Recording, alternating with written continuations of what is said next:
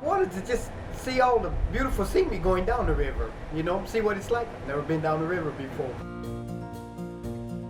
2 14-year-old kids had a Huckleberry Finn adventure. It's a very beautiful scene. Well, as a little boy about 8 years old, I learned to swim in the Lumber River.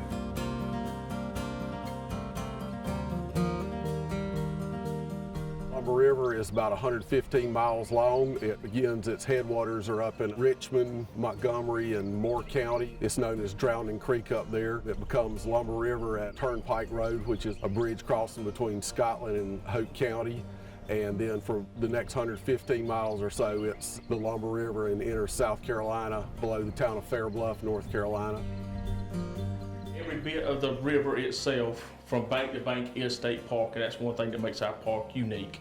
It's the heart of Robeson County, as far as I'm concerned.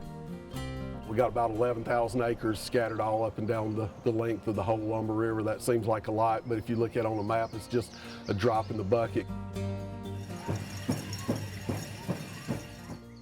There's a bunch of different historic sites on the river that people have used for generations, from swimming holes to baptismal places where people get baptized, right down to where people fish. And the river used to be navigable all the way up to the 2nd Street Bridge. So there was commerce on the river from Lumberton to the 2nd Street Bridge all the way down right on into Georgetown, South Carolina.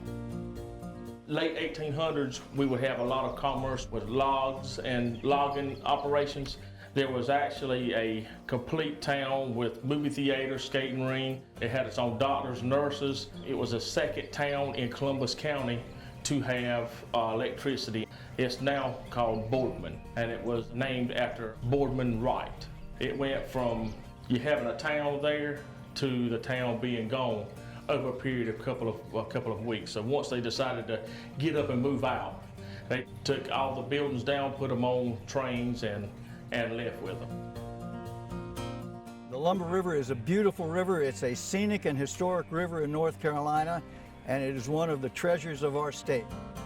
Blackwater River's from the dark color. It's actually comes from the tannic acid, the color does. This in the vegetation along the Lumber River.